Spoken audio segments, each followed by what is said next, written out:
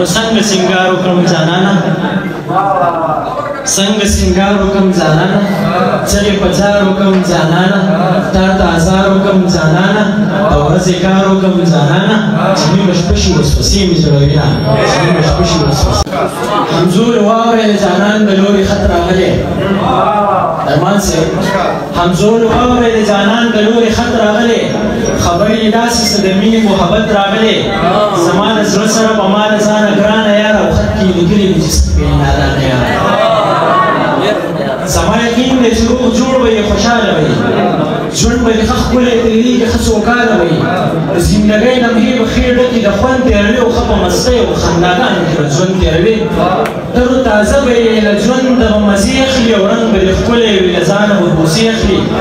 ځانانه خلاص د زندګۍ له هر سیتمه به یې او په زړه به هېڅ غمونه نه لري بېغمه به یې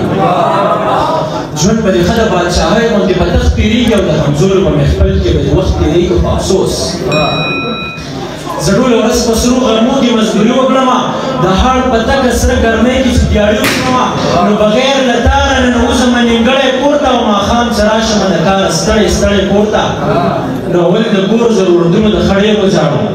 بیا ستا رټلو جوابونو د ښه ډېر وژاړم ای بې وفا ستا ستمونو د ښه ډېر وژاړم او ستا هغې سري تصویرونو د ښه ډېر وژاړم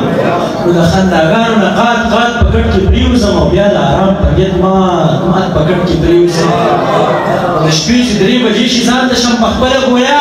چې لونګینه دا په ځان باندې ګانې کړې دي ښې سمې لږې دي په ځان باندې پخې کړې دي دا لا په کومه طریقه دي زلمیتوب کړی دی او دا مینې نه ده کړې دا خو لیونتوب کړی دی